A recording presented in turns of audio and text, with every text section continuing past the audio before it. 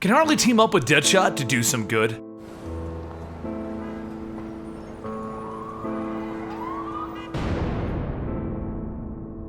Welcome to the Complete Story Series, where I take trade paperbacks and single issues and I break them down into digestible bites to help you understand. Then I read it dramatically back to you. All alterations to the panels, text, and images are to prevent copyright problems, and all art is owned by its respective companies. Harley Quinn at this point in the timeline owns an apartment building, has two jobs, one of which is at a roller derby and the other as a psychiatrist, and she's also leading the gang of Harleys, which she's trying to get on some form of city payroll. Now, from Harley's last adventure, she decided to help an employee at her office who's been stealing and selling the medical equipment. Miss Adaro has been selling the office's equipment to raise money so that she can afford a bounty hunter to return her daughter, who's been taken by a cult and is now demanding ransom. Once Harley finds out exactly what's going on, she offers to help. So after a long flight and of making everyone uncomfortable around her, Harley finds herself sitting and waiting for her luggage because the airline seems to have lost it. Back in New York, Miss Adaro is stopped by a figure asking why their deal was called off. And she tells the man that someone else actually took the job, she didn't need to hire him. So the man asks, where can they find this man? And Miss Adaro explains that it was actually a woman named Harley Quinn. And the man responds with, oh, this is gonna be fun. Back in California, Harley makes her way to the residence where Miss Adaro has been receiving letters from the kidnappers to find out who's been sending them. Once she gets there, she sees that there's a party going on, and it doesn't look very cult-like to her. So she finds the man in charge, Nick, who is holding court in his hot tub. Harley tells him that she's looking for a girl named Sparrow Adaro, and Nick tells her that he knows her, but they should probably talk inside. Nick begins to get out of the hot tub with no pants on, and Harley asks if he would like to get dressed, and he tells her he's good.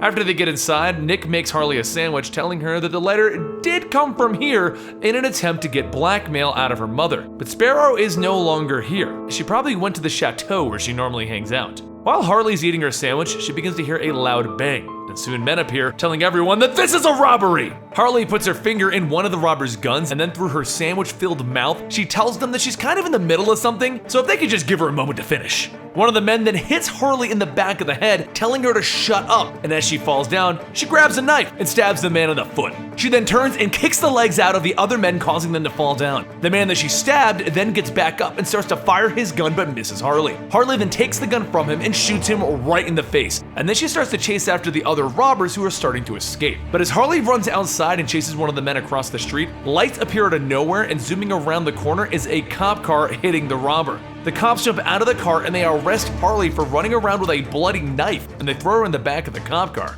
Thankfully though, Harley is double jointed where it counts, and she manages to get the cuffs off, and she proceeds to steal the cop car.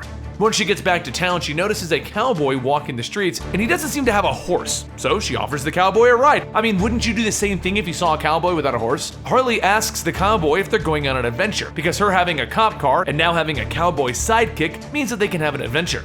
The two drive over to the chateau where Sparrow is staying, and they do find her, but Sparrow doesn't look like a hostage, more like footloose and fancy-free. Sparrow asks if Harley brought the money that she requested, because if not, they need to leave this private party. And Harley asks the cowboy if his pistols are loaded, and he tells her, of course. So Harley tells him to go ahead and shoot Sparrow in the foot. Sparrow falls down, but instead of screaming in pain, she begins to complain that the blood will ruin her new designer boots. Harley asks if she didn't even feel the bullet. Is she on drugs? And Sparrow says, sure, what you got?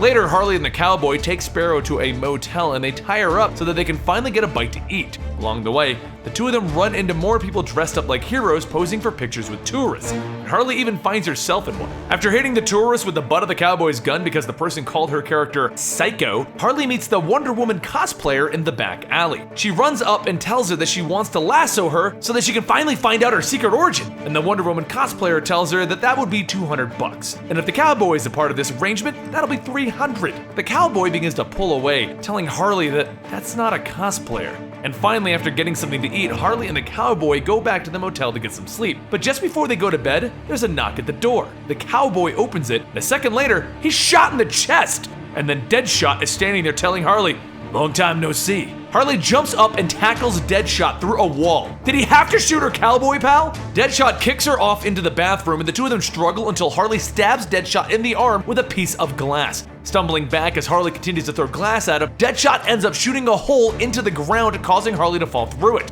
The room that she fell into happened to be in the middle of a hostage situation that Deadshot took it upon himself to already resolve by killing the men that were holding individuals hostage. Deadshot begins to scan the dead men and tells Harley between these men and her cowboy friend, their bounties have to be worth over $1 million now.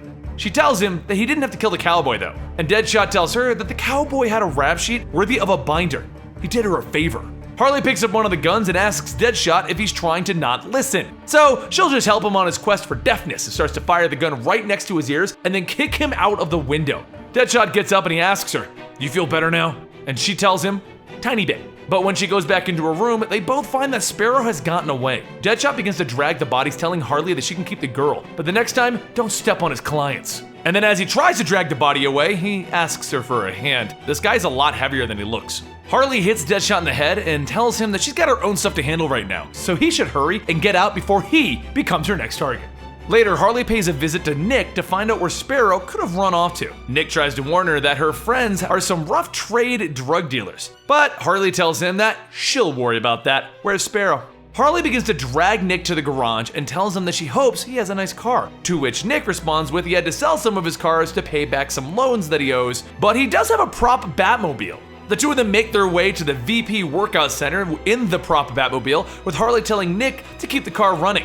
And if he thinks about leaving, she'll find and decapitate him. Harley goes inside and shortly afterwards some men pull up next to Nick and they get out of their car. Nick sees them and says, "Hey, Slip," and then the men turn and ask if Nick has their money yet, to which Nick responds with, "Yes," but a crazy woman wearing black and red took him inside of the gym. Slip tells Nick to sit tight. They're gonna go show her how the big boys handle their business, and inside, Harley begins beating on the door to get in while Sparrow and her friends Vicky and Hannah are watching on their monitors. And being able to watch everything from their monitors, they also notice that there are now men coming in looking for Harley. So rather than allow this to become a war zone, Hannah decides to let both Harley and the men come in. Hannah explains to both of them that she doesn't want things to get messy here, so if they could be so kind as to maybe take their differences all outside of the back alley, she'll give them all a free 6-month membership to the gym. Slip sits down and tells them that if they include an unlimited juice bar, then they have a deal, to which Hannah agrees. Slip tells everyone that they need to head out back so they can handle their thing, and once they get out in the alley, Hannah shuts and locks the door. The men try to get back in, but Slip tells them to just step back and watch, and he starts to shoot his gun at the doorknob. Each shot, though, is deflected back and it hits each one of his 3 men in the head, killing them. And inside, Harley says that she's never seen anything like that before. That's natural selection at work. Vicky asks Harley if they can come to an agreement. If she can take care of that last guy, they'll hand over Sparrow, to which Harley says, sure, just hold on to her for a moment. Harley kicks open the door, kicks Slip in the head, but as he lands, his gun goes off, hitting him in the head. She then picks up the gun, and Sparrow starts to run off. Hannah tells her not to shoot her, but Harley tells her to watch her precision conking. She then throws the gun, hitting Sparrow in the back of the head, and says, see, conk! Hannah tells her that she's impressed, so if Harley can clean up this mess, she'll give her the best massage she's ever had, and she can have Sparrow. That kid's a mess. Later, during Harley's massage and Sparrow sitting all tied up next to them, Vicky shows up with Miss Adaro. Harley gets up and walks Miss Adaro away and tells her that she wants to talk to her first before she goes after her daughter. And Miss Adaro tells her sure, but could she put some clothes on first? And Harley tells her no. Harley sits her down and explains that Sparrow has had some issues, and that Miss Adaro also needs to be a better mother and help Sparrow through this hard time. Maybe set her up with a rehab clinic for her to get through a 12-step program. That is, after she pays Harley. The next day, Harley pays Nick another visit before leaving and gives him the money so that he can pay off his loans. And Nick offers to put her into a cartoon so that he can pay her back.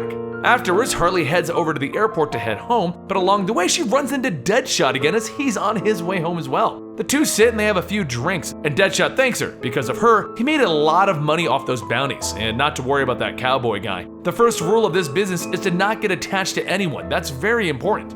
Harley tells him that you know what, he's right. She just needs to go check in on her flight, so go ahead and order them some more drinks. Except Harley doesn't check in. Instead, she goes outside to catch a cab and tells the man there she feels like a bit of shopping, because next to her is Deadshot's bag full of money.